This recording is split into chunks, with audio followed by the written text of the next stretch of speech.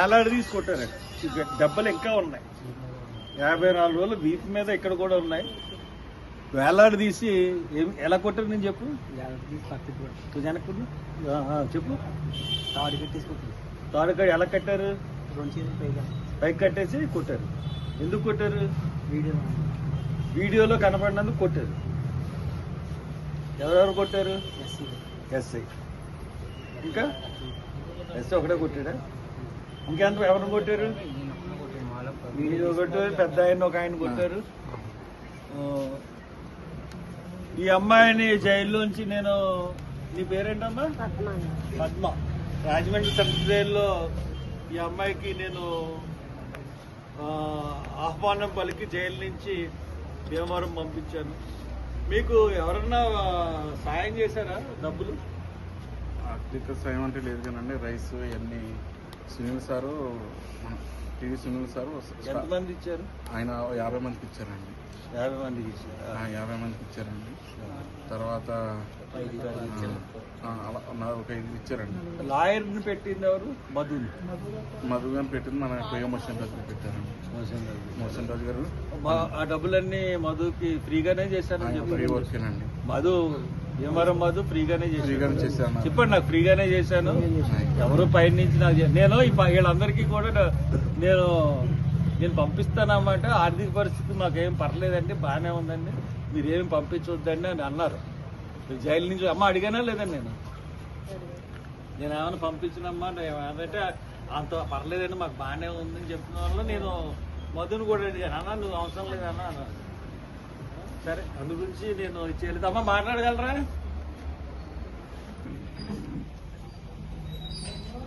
నేను ఈ రోజున అంటే ఈవేళ 20వ తారీఖు. మనకి గొడవ ఎప్పుడు జరిగింది? ఏప్రిల్ 27, మార్చి 27 జరిగింది. ఇది మే 20వ తారీఖు. అంటే ఒక నెల 20 రోజుల దాకా 54 రోజులు 54 రోజులు అంటారు. 54 రోజుల తర్వాత నేను ఆకివీడు రావడం జరిగింది. నన్ను ఆకివీడు రాకుండా ప్రభుత్వం చాలా నిర్బంధించింది. 4 రోజులు హౌస్ అరెస్ట్ చేసింది.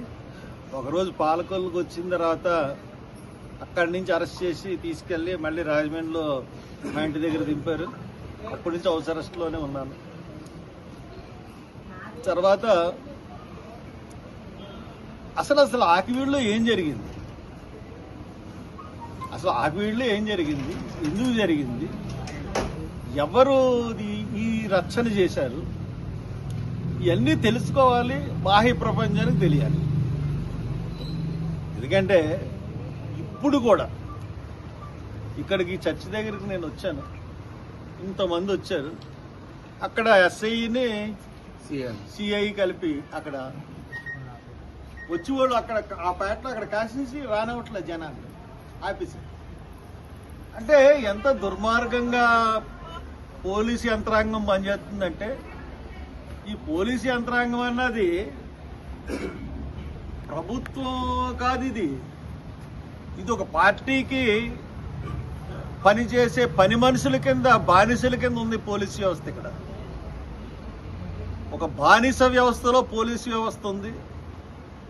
ఇక్కడ ఆకివీడులో జరిగిన సంఘటన అంతా కూడా అన్ని వ్యవస్థలు, ప్రభుత్వ వ్యవస్థ, రెవెన్యూ వ్యవస్థ, పోలీస్ వ్యవస్థ, తర్వాత పత్రికా వ్యవస్థ, అన్నీ కూడా ఈ అగ్రవర్ణాల గుప్పిట్లో ఉన్నాయి. ఎవరో ఉన్నాడు కదా విగ్రాజు మనోడు, అతను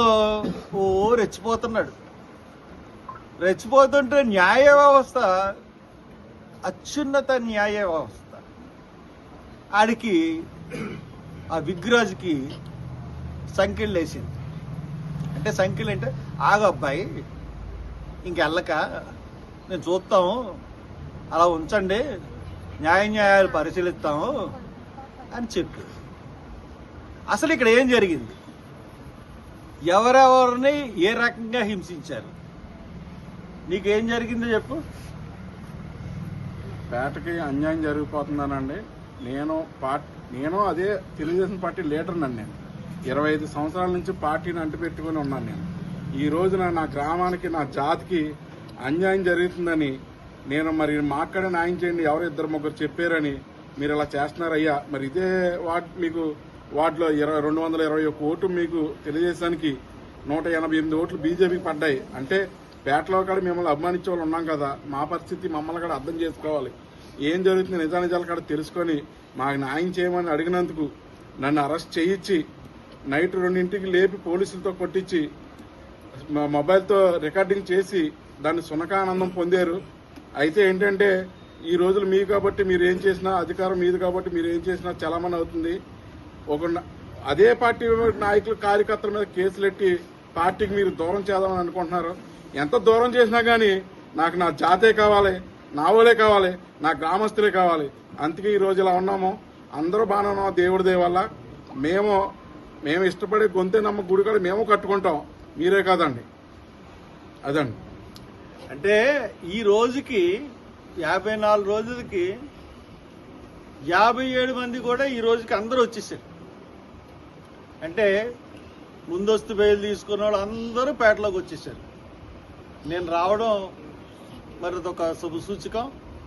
అందరూ వచ్చేసారు. ఇంత మనిషిని పట్టుకుని కొడతా వీడియో చూపించి, అంటే మనోడిని ఎలాగ పోలీసులు తన్నారు కదా, పోలీస్ స్టేషన్లో పెట్టి జగన్ తన్నించాడు. ఆ జగన్ తన్నించినందుకు గాను అది ఎలాగుంటుందో, పోలీసులు తంతే ఎలా ఉంటుందో చూద్దామని చెప్పి మనోడు కూడా అదే ఎత్తేసి అలాగా ఇతన్ని కొట్టడం చూసి సునకానందం పొందాడు విగ్రహాలు.